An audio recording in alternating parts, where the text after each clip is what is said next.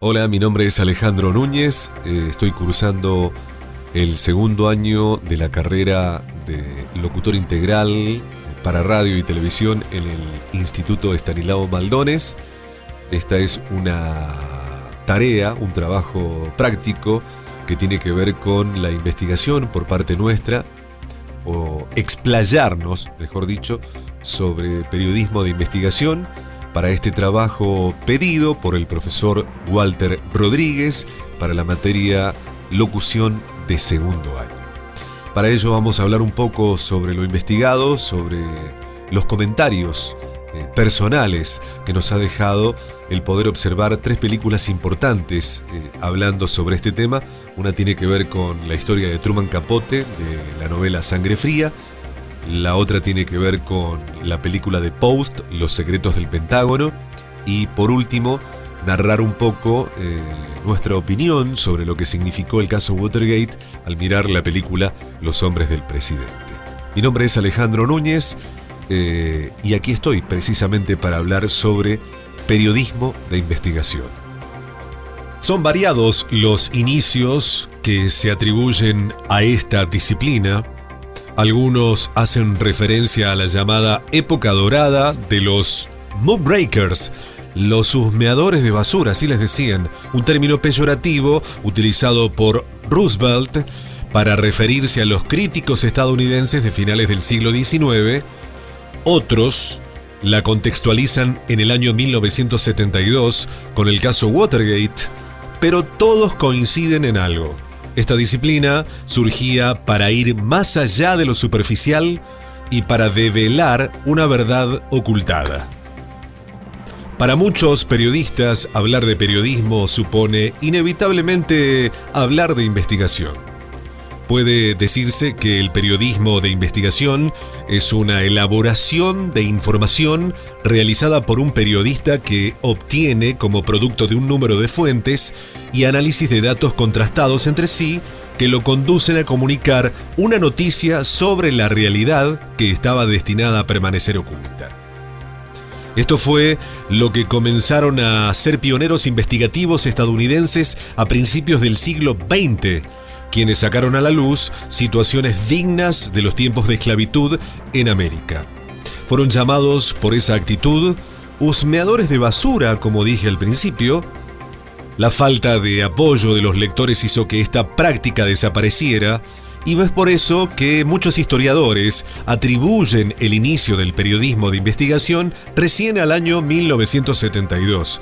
Año en que un grupo de periodistas descubrió un caso de abuso del poder, lo que llevó a la renuncia nada más y nada menos del presidente de Estados Unidos, Richard Nixon. Hasta el día de hoy, el periodismo de investigación busca develar verdades que por su gravedad e importancia, algunas personas o sectores intentan mantener oculta. Para contribuir en este fin, es necesario que el periodista cree su propia red de fuentes de información, que tenga capacidad de observación, sobre todo para percibir aquella información que es no verbal, y memorización visual, es decir, que recuerde con exactitud información observada durante pocos segundos. En este tramo debo mencionar la estrategia de Truman Capote para entrevistar y realizar las charlas con los asesinos de la familia Cutler. En la película él hace mención de que de cada charla o encuentro que tiene con la gente, él retenía el 94% de lo que se hablaba. Y es por esa razón que Truman ni siquiera usaba un grabador. Su novela Sangre Fría fue una obra maestra para la literatura, todos lo sabemos a eso. Sobre el estilo de narración de A Sangre Fría, se puede decir que es un reportaje periodístico con elementos de novela. El autor muestra dedicación para que el lector pueda identificar la cronología, la ubicación y el porqué de los sucesos. Esta novela nos permite acercar la mirada a través de la endija que atraviesa la justicia y hurgar en lo que se esconde detrás de ella. Allí donde el sistema tambalea y se descubre el fallo que todo lo humano tiene.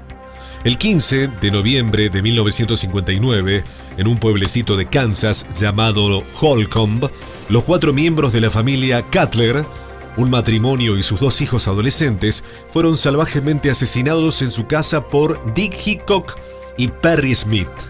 A partir de estos turbulentos hechos, el novelista norteamericano Truman Capote logró dar un vuelco a su carrera de narrador y escribió A Sangre Fría, la novela que lo consagró definitivamente como uno de los grandes autores de la literatura norteamericana del siglo XX y el creador del estilo de no ficción, caracterizado por narrar la historia o desarrollar un argumento a partir de hechos reales.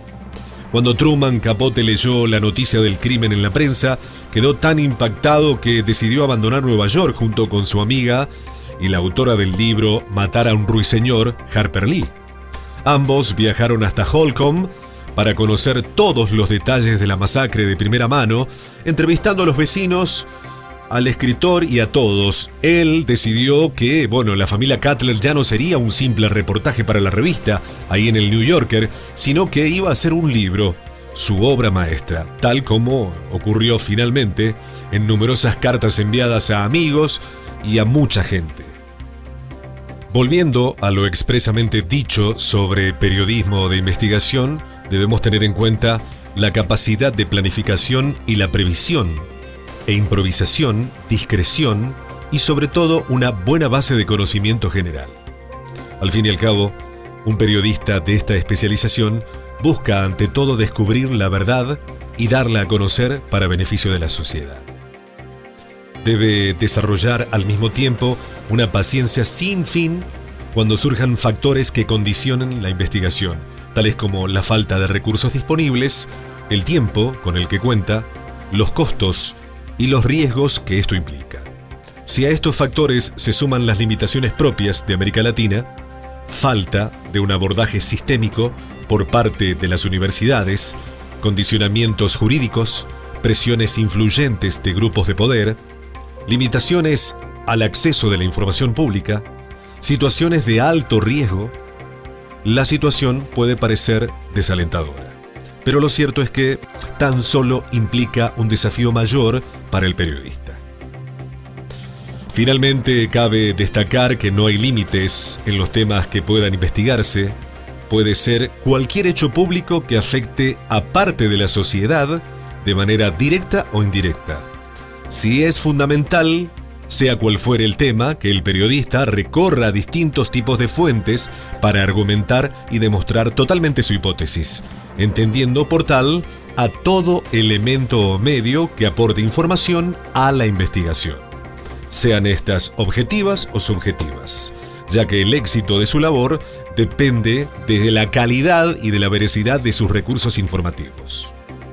Sobre la película The Post, la película evidencia la manipulación del gobierno de Estados Unidos sobre la industria comunicacional y el manejo de la información en favor de sus intereses.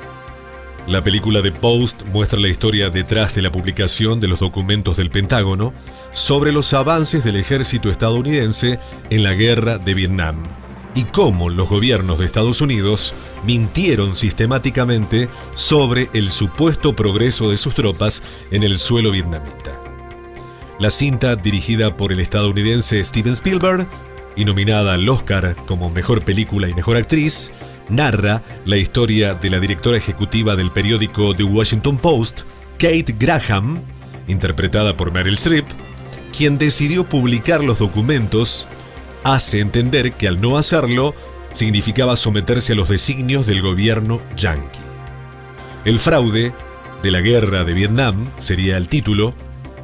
Le podríamos poner tranquilamente, porque el 2 de marzo de 1971, cuando el presidente Richard Nixon cumplía 2 años en el poder, el oficial Daniel Ellsberg le reveló al periodista de guerra en Vietnam, Neil Sheehan, un estudio elaborado por el Departamento de Defensa de Estados Unidos sobre la evolución de la guerra en Vietnam bajo los gobiernos de Eisenhower, John Fitzgerald Kennedy y Lyndon Johnson, que mostraba cómo estos presidentes ocultaron al país que la guerra era un fraude y que el conflicto era utilizado para los intereses políticos y electorales de ellos.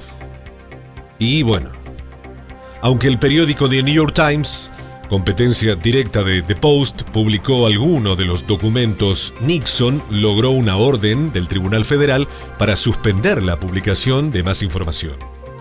El director de The Post, Ben Bradlee, interpretado en la película por Tom Hanks, consiguió una copia de los documentos mientras duraba la suspensión y en ese momento Graham decidió publicar los documentos arriesgando la venta de acciones para impulsar el crecimiento de The Post, que en esa época era un pequeño periódico familiar, y desafió así el fallo judicial. La prensa debe servir a los gobernadores, no a los gobernantes, fue una de las principales frases que Graham repetía a su equipo de labores, máxima que coincide con la acción de la editora ejecutiva al dar la orden de publicar la información clasificada. No publicar la información cuando la teníamos era como no salvar a un hombre que se estaba ahogando, o como no decir la verdad, dijo Bradlee en sus memorias. Nos preocupaba cada vez más la libertad de prensa y la actitud autoritaria de la Casa Blanca, que pensaba que solo el gobierno debía determinar qué debía saber el pueblo. Esto lo dijo Graham en su libro autobiográfico Personal History, una historia personal. Spielberg retrata en esta película The Post la presión que los gobiernos estadounidenses ejercen sobre los medios de comunicación cuando estos intentan ejercer su función, y además dibuja a través de la interpretación de Streep una Graham valiente que llegó a una encrucijada y decidió colocar la libertad de prensa y el respeto hacia los lectores por encima de los intereses económicos de su negocio familiar, el Washington Post. Por último, para hablar sobre Todos los hombres del presidente, debo decir que fue un libro de no ficción escrito por Carl Bernstein y Bob Howard, dos periodistas de Washington Post que investigaron el escándalo Watergate y que, allá en el año 76, publicaron una secuela titulada The Final Days, los días finales, donde narraron los últimos meses de la presidencia de Richard Nixon. El orgullo siempre precede a la caída. Está escrito en la Biblia eso. La política y el poder nos han dado muchos ejemplos en línea con esta verdad, incluso en tiempos violentos.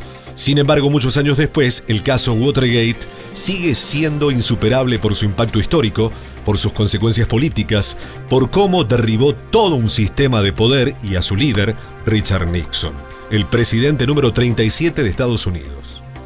Dick el tramposo, Dick el estafador, este fue el apodo que siempre acompañó a este político astuto, inteligente, incansable, animado por una total falta de escrúpulos y vengativo más allá de todos los límites.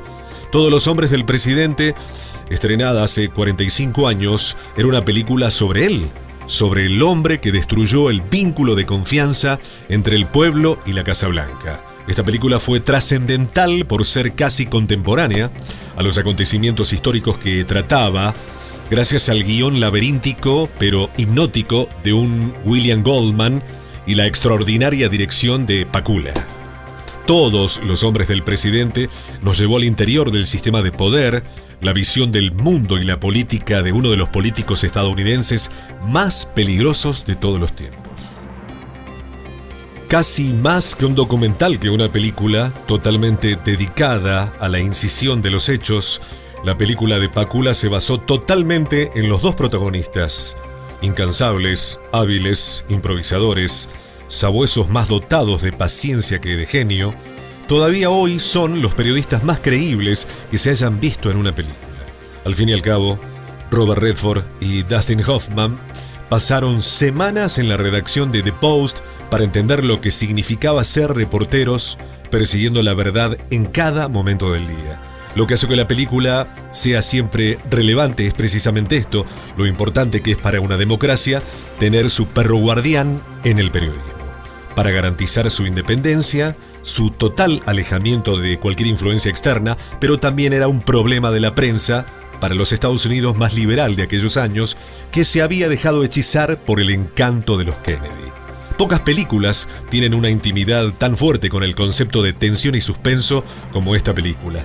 Pocas han dado escenas tan icónicas como el aparcamiento en el garage, en el estacionamiento, entre Robert Redford y esa garganta profunda que no era otra que el director del FBI, Mark Fall. La identidad de Garganta Profunda permanecería en secreto hasta el año 2005, pero esa escena, esa voz en la oscuridad que guía a Woodward hacia la verdadera naturaleza de la presidencia, no ha perdido nada de su poder 45 años después. Pero, ¿cuál es el papel del periodista hoy en día? La verdad y la mentira a menudo se superponen. A menudo es difícil separarlas. El periodismo en todas partes se ha vuelto cada vez más tendencioso, cada vez menos conectado a la búsqueda de la verdad. Internet y las redes sociales han dificultado enormemente el trabajo de los periodistas actuales.